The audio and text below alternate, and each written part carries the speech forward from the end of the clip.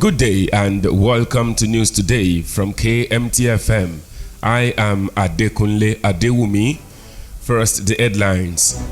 Anambra Guba candidates call for dialogue with IPOB ahead of Saturday's election. PDP governors sideline Atiku Saraki on presidential tickets. Tinubu explains rationale behind the visits to Aso Rock. Mercy eyes Bakariton as technical director. And now the news in detail. The three candidates in Anambra governorship elections slated for November 6th have called for dialogue with the indigenous people of Biafra, IPOB, a group agitating for the secession of the southeast from Nigeria. This was during a live debate organized by Arise News on Monday, which had in attendance the candidate of the All Progressives Congress, Senator Andy Uba, that of the ruling All Progressives Grand Alliance, Professor Charles Soludo, and Valentine Ozigbo of the People's Democratic Party, PDP. The agitation by IPOB currently threatens the November 6th election as the group has declared a one-week sit at home in the southeast to demand the release of its leader, Nnamdi Kanu. The one-week sit at home, a similar order which the people of the southeast have been observing every Monday, will commence November the 5th, which is just a day to the Anambra governorship election. After successfully installing members of the National Working Committee, NWC, governors elected on the ticket of the People's Democratic Party, PDP, are set to produce the presidential ticket. It was learned over the weekend.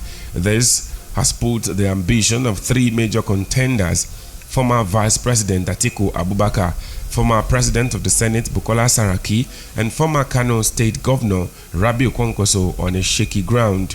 At the convention in Abuja, the governors demonstrated their dominance by installing their favorites in the key positions. Reports say the PDP governors are pushing for consensus presidential candidates from among their rank. A source said the governors have also resolved to fortify PDP Governors Forum as the most formidable and influential bloc in the opposition party ahead of the presidential nomination.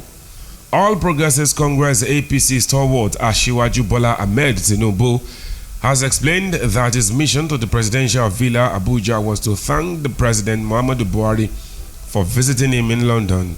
He told reporters that any discussion with the president was not a matter for the public. Responding to questions after the meeting, Tinubu said he was at the State House to thank the president for visiting him in London after his surgery, noting that it was a mark of exceptional leadership.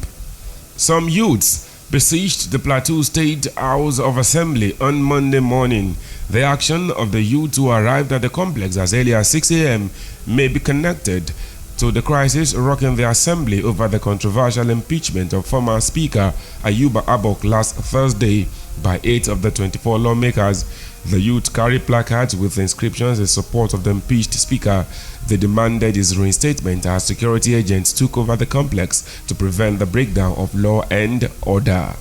And out of security matters, the Nigeria Security and Civil Defense Corps, NSCDC, Kano State Command, has dismissed a statement circulating in the social media that bandits from Zamfara and Katsina State were relocating to Kano State.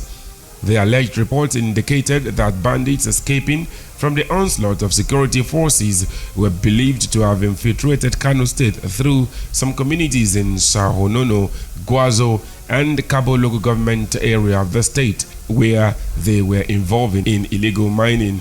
This is contained in a statement issued by the command's spokesman, DSC Ibrahim Idris Abdullah, in Kano on Monday. Idris Abdullah noted that the village head of Zarewa and Shehu Zanfulani have all been interviewed by security agents and they confirmed the situation. You're listening to News Today from KMTFM. Still ahead, foreign, business, entertainment, and sports news. For more information, breaking news, sports, movies, and more, please subscribe to our Telegram channel, KAMT Incorporated, and follow us on Facebook, Kekewada Media Touch. You can also subscribe to our Telegram channel, KAMT Incorporated. Thanks for staying tuned. And now to the rest of the news. We begin on the foreign scene. Australia's international border reopened on Monday, almost 600 days after a pandemic closure began, sparking emotional scenes at the Sydney airport as loved ones reunited. Shortly after dawn, bleary-eyed passengers began to trickle into the arrivals terminal at the Kingsford Smith International Airport and were quickly wrapped up in tearful embraces of flower-clutching relatives. On March 20th last year, Australia introduced some of the world's toughest border restrictions in response to the coronavirus pandemic. And out to business, British bank Barclays has said Chief Executive Jess Staley had quit ahead of contesting the outcome of a UK probe into his historical links with convicted sex offender Jeffrey Epstein. Barclays, which had supported Staley during the investigation, added in a statement that the preliminary conclusions make no findings that Mr. Staley saw or was aware of any of Mr. Epstein's alleged crimes.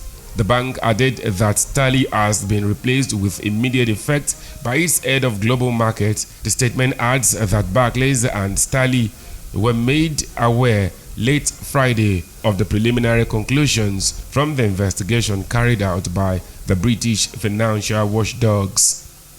Businessman Obinna Iyegbu, also known as Obi Kubana, and John Okafor, known as Mr. Ibu, were honored with traditional titles at the 2021 Nollywood New Yam Festival. The ambassador of United Arab Emirates in Nigeria, Dr. Fahad Al-Tafak, was also honored. It was gathered that the event is an annual fiesta which showcases Nigeria's rich cultural heritage. The event was organized by former chairman of Actors Guild of Nigeria, Abuja, Mr. Onwura Ufai, also known as Agility. And now to sports. Lionel Messi says he will return to live in Barcelona with his family when his time at PSG was over. He said he would like to help the La Liga club in the role of a technical director. Messi ended a 2-decade stay at FC Barcelona, where he was the record scorer with 672 goals in the off-season, which he joined PSG on a free transfer on a 2-year deal. And that's news today. It was edited and read by Adekunle Adewumi. Thanks for listening.